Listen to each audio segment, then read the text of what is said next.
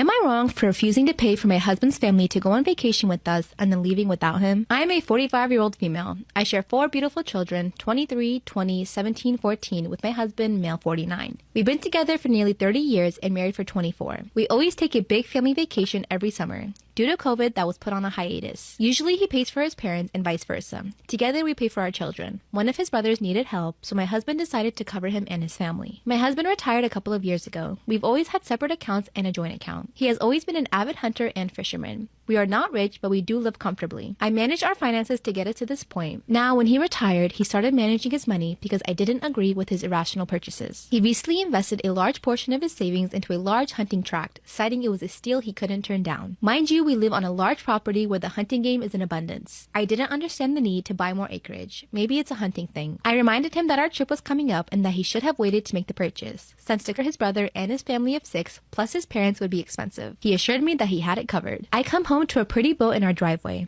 I don't know a thing about boats, but all I saw was money. My husband receives a nice pension each month, but a percentage of it goes to our joint account and the rest to his savings. I calculated the land, and finally learning about the price of the boat, I knew he couldn't possibly have enough to cover the trip, which included our kids as well. So I asked him how he was planning on paying. He said he had it covered. Time rolls around for us to book everything. He mentions that he noticed I had a significant amount of money in my personal account and he was wondering if I could pay for the entire trip and he would pay me back his half. I told him no. He was aware of this trip and ignored it. My husband hates owing anybody and therefore would find a reason why he shouldn't have to pay me back, which is a con artist move to me. I proposed he sign an agreement to repay me with interest if he didn't pay me back in a set amount of time. We had a huge argument about it and he ended up leaving. I called and texted, no response. I received nasty texts from his mom and his sisters about how I was treating him. Therefore, I booked my family and I. I was even kind enough to purchase his ticket, though I hadn't seen or heard from him in over 2 weeks. The moment we left for vacation, the harassing calls and texts started. I turned my phone off and enjoyed my vacation. I came home to a nasty letter and his wedding ring stating that he wouldn't be returning until I apologized to him and his family for how I treated them. I'm not apologizing, but I'm wondering, am I wrong for not paying and suggesting him paying me back? I don't think you're wrong. I think he was over splurging and he was buying stuff he couldn't afford,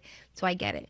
But I don't know. I'm not married. I don't know how to deal with this shit. Am I the asshole for telling my niece the family secret? I, 35 female, had 2 older sisters growing up, Jane and Kim. Kim got sick and died, but not before giving birth to my niece, Laura, 18 female. It had been a year after Kim's passing when Jane and Laura's dad, Tom, 42 male, confessed to dating and were now engaged. Everyone was surprised, but no one was vocally disgusted as me. I accused them of cheating. Jane and Tom explained that this wasn't something they had planned, but there was no cheating, and knew that Kim would want them to be happy. Convenient since she's, dead. I did not attend the wedding and was upset at how everyone else was so accepting of the relationship. But the thing that hurt me the most was how Jane and Tom intended to completely erase Kim from Laura's life. She was barely 2 when Kim died, and they decided it would be better if Laura thought Jane was her mother, in every sense of the word, after the adoption was finalized. Tom got rid of any items that would suggest he and Kim were ever in a relationship and made his family swear to never tell Laura the truth. Jane expected everyone on our side of the family to do the same, but I refused, and as such, I was denied access to Laura. It hurt, but when I thought about all those times Kim cried knowing that she wouldn't live long enough to see Laura grow up, there was just no way I could honor the lie. They even had Laura's name legally changed to something that Jane liked, as Kim picked out Laura's first name. I distanced myself from my family over time over this, but my parents always tried to get us to reconcile, citing that they didn't like this arrangement either, but accepting it was better than not being a part of Laura's life at all. I just couldn't do it. Growing up, Laura had known of me, but we never really interacted. Apparently, she's interested in studying a field that I work in and reached out to me through social media. The last time I saw her in person, she was 7, and I started to tear up at how much she looked like Kim. We would talk from time to time, and eventually Laura asked why I wasn't around. I tried to keep it vague, but Laura knew that there was more to the story, as I didn't seem like the person I was described to be. If we had been talking through DMs like before, I probably wouldn't have done it, but we were video chatting, and something about looking directly into her eyes broke me, and I confessed to everything.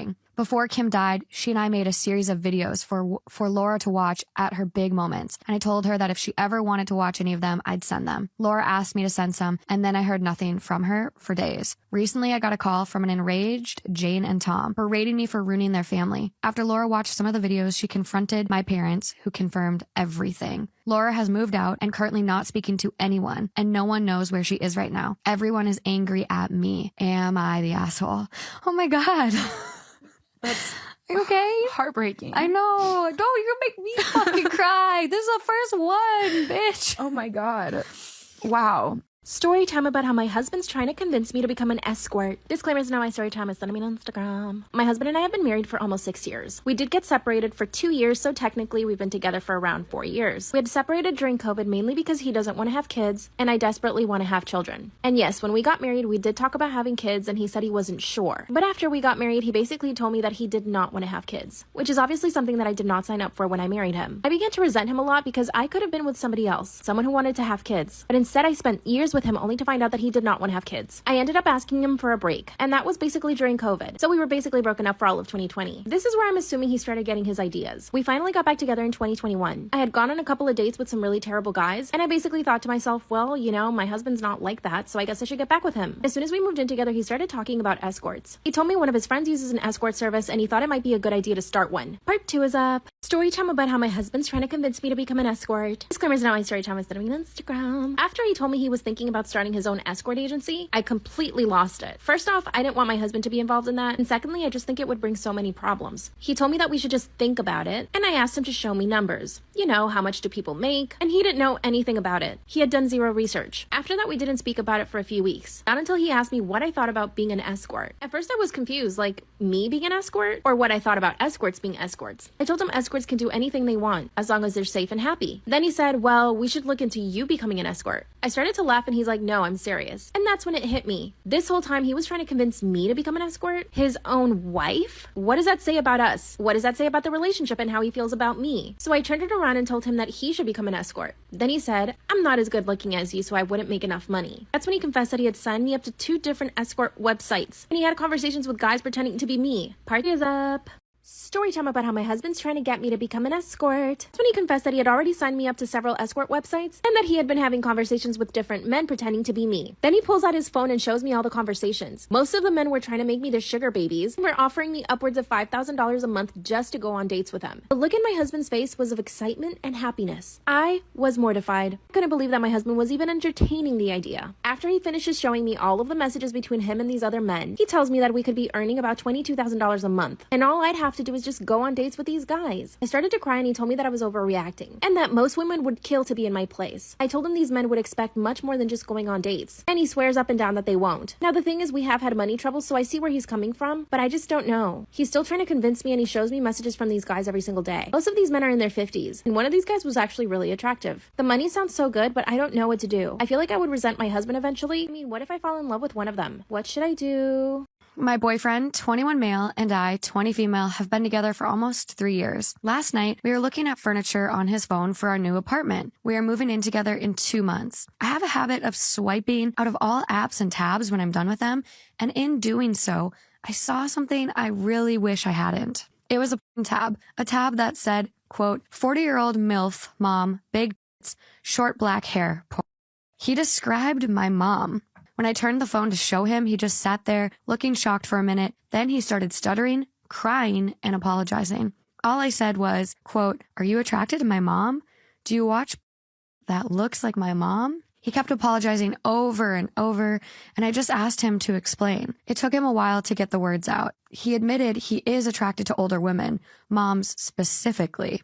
He said he was just curious, and it came to his mind to search my mom's description to, quote, see if there were any stars that looked like her.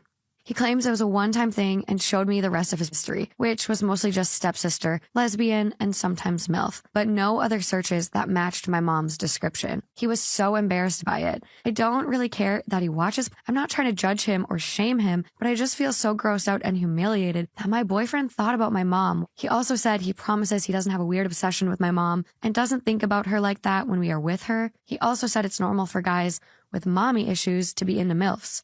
He has extensive mommy issues. And not that that's an excuse, but I can see how his mom-related trauma could shape the kinds of porn he watches. I can't help but feel disgusted that my partner is attracted to my mom. We talked about this for a long time last night, and he apologized. Said he was going to talk to a therapist, and overall seemed really remorseful and conscious of my feelings. He promised it would never happen again, but I'm just afraid that he will still feel some type of way about her. When I told him that I'm scared that this is something deeper, he denied it. Then he said he thinks that it's normal for guys to be attracted to their girlfriends' moms, especially since my mom is still pretty young. Him trying to normalize it made it feel even more disgusting to me. Is that true? This whole thing is making me second guess if we should move in together, but I don't want this relationship to be over. He is a good person and a great boyfriend, and I just can't believe this is happening. I love him so much, and aside from this, we don't have any other major issues. I think I'm dating the man that got me pregnant on a one-night stand.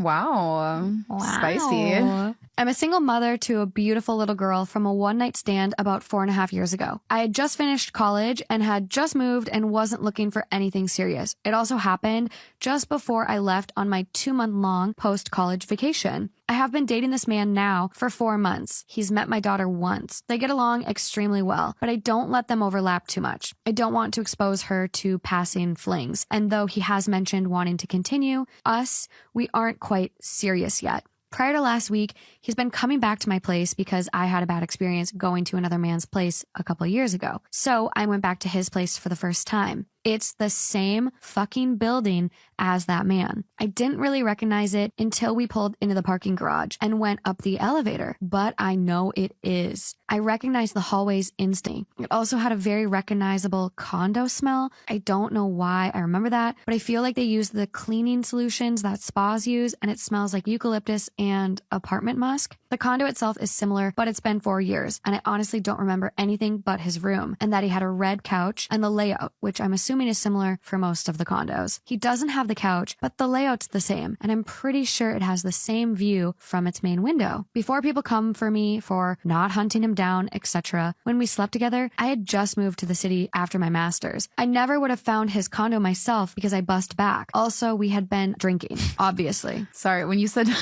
bust back, I was thinking like bust it down because I bust back. Anyway, Bust it down, Tatiana. yeah. Oh, okay, go on. It's been a week, but I genuinely think it's him now because, though they were busy, we met both times at 2 very similar events. 4 years ago, the man had shoulder-length, wavy dark hair and a thick beard when we slept together. He does have a similar skin tone, kinda Mediterranean. The man I am dating has short cropped dark hair, like I'll ever be able to get over this weird feeling that it is. Is there a way to bring this up? Should I message him and let him have the option to ghost me? I'm scared he'll think I'm crazy if I bring this up, or that I planned it, or something weird like that. How do I approach this? Or should it not be approached at all? It's so fucking mental. I don't know what to do. Pluck his hair. Swab his cheek. Sorry if absolutely none of this makes any sense. Also, to be clear, I am stable time-wise and money-wise. I do not need this man in my life. My daughter has 2 amazing father figures in her uncles who visit every other day and absolutely love their roles in her life and would probably steal her if they could. That's really cool.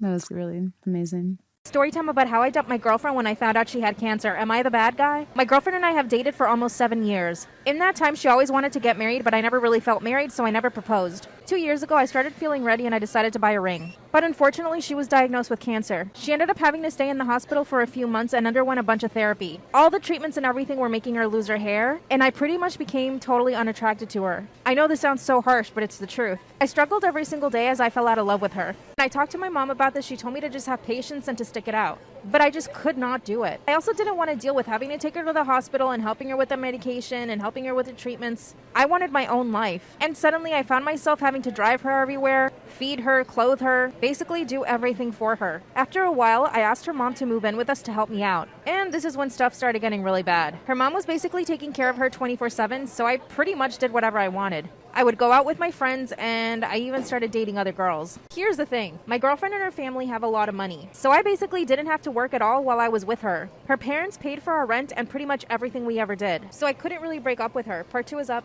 Storytime about how I dumped my girlfriend when she got cancer. Am I the bad guy? My girlfriend's parents paid for our rent and pretty much everything we did. And of course, at the time, I didn't really want to get a job. So I really only stayed in the relationship for the money. Like I said in part 1, my girlfriend's mom moved in with us to help me take care of her. But I pretty much took advantage and decided to start dating other people. I downloaded every dating app I could think of, and I would go on dates every single day. I lied to my girlfriend and her mom and told them that I got a new job. This way I could pretty much stay out all day. So I found myself with all of this new freedom. Would go on dates and pay for everything with my girlfriend's money. I know you guys probably hate me right now, but But it gets worse. After a few weeks, I ended up with 2 new girlfriends. So in total, I had 3 girlfriends. And I got really good at lying to each one and spending time with them. I'd see one of them every single morning and I would tell her that I was going to go to work. But then I would really go to the other girlfriend's house and spend the afternoon with her. And then I would end up going back to my apartment where my original girlfriend lived. And I would spend the rest of the night with her. At this point, she was starting to feel better with all the treatments. But I was just not attracted to her anymore. Part 3 is up. Storytime about how I dumped my girlfriend when she got cancer. Am I the asshole? So at this point, I had 3 girlfriends at the same time, and I was getting really good at lying to them. But since I really didn't have a job and I only used my girlfriend's money to survive, I needed to stay with her. I just didn't find myself attracted to her at all anymore. So I decided to be honest with her and I told her that I wasn't attracted to her, just to see how she would react. She didn't even get mad, she just started to cry and beg me not to leave her. That's when she told me that she didn't want to be alone. But at that point, I just couldn't do it anymore. I was falling in love with my other girlfriends. Here's what I did. I went to my other 2 girlfriends and told them a new story. I told them that I got fired from my new job and that I needed a place to move in. I also told them that I wouldn't be able to afford rent. One of them basically kicked me out of her apartment, but the other one told me that I could stay with her for as long as I wanted to without having to pay for rent. So that's the girl that I went with. Then I went to my OG girlfriend's house and I told her that I just couldn't be with her anymore and that I had fallen for someone else. This broke her heart and her dad was really close to kicking my ass. They took all my credit cards and cut me out of her account. So I'm broke as hell right now, but at least I'm happier. Eventually I'm gonna have to get an actual job, so I'm still trying to figure that out. But my current girlfriend is paying for everything. And my ex is in remission now, which actually does make me happy for her. I'm about to get murdered in the comments, but hey, you gotta do what you gotta do. Am I the asshole for getting upset with my husband after he told me nothing will change while I'm pregnant? So me, 26 female, and my husband, 28 male, who I'll call Jake for this story, have been together for 5 years and married for 3. We have recently started trying for a baby as we both felt like that was the next step in our life together. And 3 weeks ago, I got a positive test back. We were really happy and told our families, and now my mom and mother-in-law want to throw a big baby shower for us. It was just super good news all around. Well, 2 nights ago, me and Jake were getting ready for bed when he reminds me to go through the house and make sure all the lights are off. Now, he can be a little lazy at times, and it has become a nightly routine for me to make sure all the lights are off that he leaves on before we go to bed. I wasn't feeling very well and asked if he could just do it since he wasn't doing anything, and he was literally standing by the door. He then tells me, "No, this is what is expected of you every night." I was just a little hurt, but I didn't want to fight with him, so I just did it. When I came back, Jake goes on this very long and unprovoked rant saying things like, just because you are pregnant does not mean anything will change, and you are still expected to cook, clean, and do all the chores every day because how can you be expected to be a mother if you can't handle a little work? He wasn't yelling or anything, he was just talking to me quietly as if I was 2 inches tall. I was shocked because I had never heard him say anything like this. This rant went on for about 30 minutes before I interjected and asked, "Well, what do you plan on doing to help me with all of this?" He then got extremely defensive, saying he works his ass off at his job to provide for me and what is going to be our future children. For context, I don't work at the moment. My job was not paying enough to justify me going in, so I am a full-time college student. He ended up saying that it doesn't matter how I feel physically or mentally, it's a mother's job to push through, and if he helped and babied me, I wouldn't be a good mother. I got extremely upset and started yelling, and I said that I wish I would have known this is how you felt before I got pregnant with your baby. There was a moment of silence before he started crying, and he left for the night to stay at his mother's house. What a bitch. He hasn't been back yet, and my mother-in-law and sister-in-law have called me berating me and saying I broke Jake's heart with what I said and I need to apologize immediately, and until I do, he isn't coming home. I don't know how to feel. So, am I the asshole for yelling at my husband after he said he isn't helping me with anything during the pregnancy because it's a mother's job to deal with it?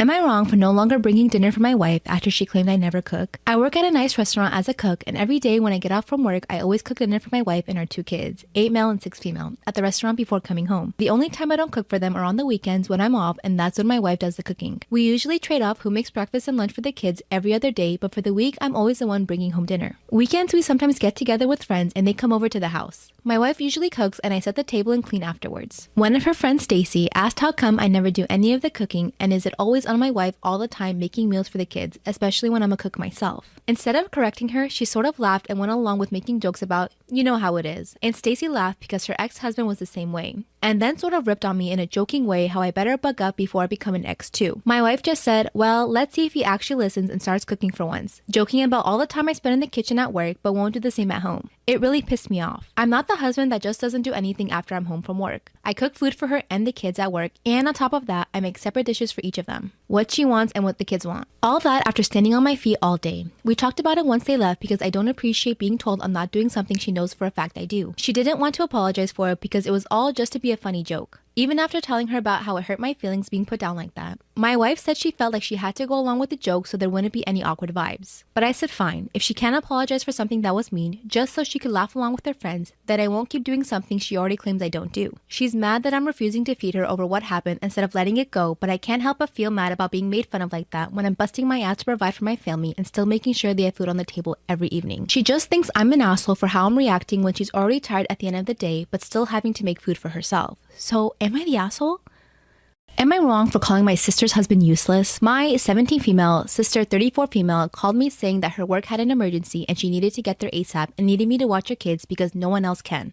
I rushed over there just to find her husband locked in his game room playing video games. I asked her why she called me over if he was home, and she said he didn't want to babysit because it was his only day off. Sister left and I started hanging with the kids. I was changing the baby's diaper and the other kids wanted a snack. I told them to ask their dad to make it for them because the baby had a blowout and it was going to take me a while to clean him up. Well, their dad sent them back upstairs and told them to ask me again. After cleaning the baby up, I made the kids a snack and their dad came out to eat and told me not to let the kids interrupt him on his day off. By the way, he works part-time from home 6 days a week. I kind of snapped at him and told him it was my day off too and that he's a useless fucking father and husband if his wife has to rely on her teenage sister rather than her own husband. He started telling me I was disrespectful and didn't understand how hard parenting is. And I told him he clearly doesn't understand how hard it is either since he considers parenting his own children babysitting. He ended up kicking me out and apparently my sister was forced to come home because he told her she needed to figure it out since I'm her sister. I feel like I may have been the asshole because my sister is mad at me, her husband is mad at me, my mom is mad at me for causing drama, but my dad thinks it's funny and agrees with me. I definitely didn't need to call him names, but I just hate this guy so much. We have argued about things in the past as well, so we already don't have a great relationship. My sister is saying I need to apologize to him and he's threatening to never let me in the kids' lives if I keep disrespecting him. So, am I the asshole here? For everyone that has asked, no, he does not take care of the kids normally. My sister takes them to daycare during the day and then picks them up on her way home. She is the breadwinner and primary caretaker. Also, I got a few questions of, does she pay you? Not exactly, but she will randomly take me on expensive shopping sprees and will regularly buy things from my Amazon wishlist instead. I'm 43 and have a 22-year-old daughter. All my daughter's life, she's struggled with mental health issues. She has ADHD, bipolar, and borderline personality disorder. If I'm being honest, I never really understood a lot of my daughter's disorders. I've always approached mental illness as something you just bury deep down. And as a single mother, I've tried to do my best, but I know that I'm not perfect. Well, recently, my daughter asked if I go to one of her therapy sessions with her, and I only agreed to it because she seemed super excited about it. When we got there, her therapist first asked me how I was raised to think about mental health. I said I wasn't raised to think about mental health at all. She then said that she guessed that. It seemed kind of snarky, but I ignored it. She then asked about my family's history with addiction and mental issues. I denied any, and then she started to list all the things that my daughter told her and asked if they were a lie. They weren't a lie, but I never saw any of these things as big issues. She then began to explain to me BPD is a trauma response. She explained it can be caused by many things, but by me invalidating her emotions so much like I was invalidating my own had a part to play in it. She then tried to tell me ways that I can cope with my own trauma so that I can help my daughter cope with hers. After listening to her spew absolute garbage for 30 minutes, I finally got up and told her that she was a fucking quack and didn't know anything that she was talking about. I just stormed out and left. My daughter called me crying an hour later and I told her that she needed to get an actual therapist instead of that bitch. I wasn't upset with my daughter, but I did feel like she kind of threw me to the wolves. After cooling down though, I think maybe I could have handled that wrong, but I'm not sure.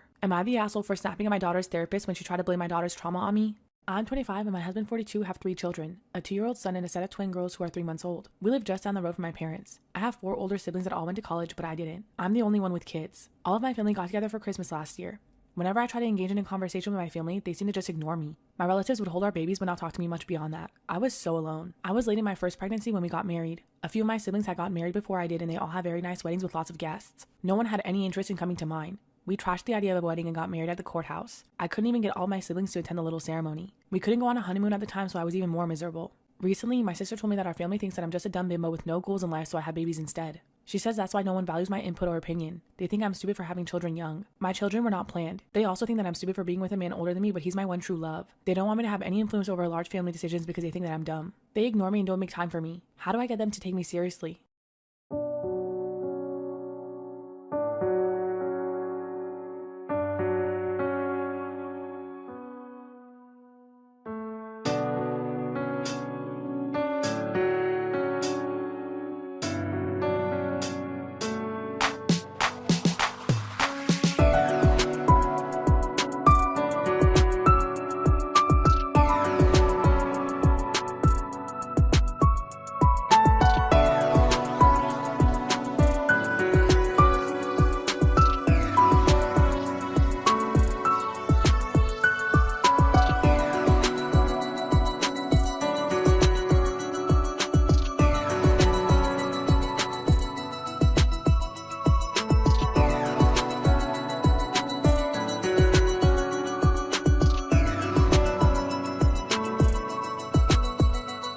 Just know mother-in-law announced she'll be coming over at 2, but I have a stripper pole in my living room. LOL. I'm currently at work until 2:30 and my boyfriend is home. His mother texted him that she and father-in-law will pass by at 2 and bring lunch. Boyfriend immediately texted me, all caps, "Babe, the stripper pole." So I'm at work laughing, imagining the absolute horror in their faces when they walk in, and the first thing they see is my shiny, beautiful stripper pole. Did I mention that they are very Christian? So I texted back, "Fuck it. It's our house.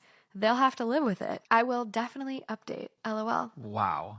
Yes. Fireworks. Do we have an update or no? Oh, yeah, we got a couple. Oh my God. I'm in my bedroom typing this right now. I got home and I opened the door.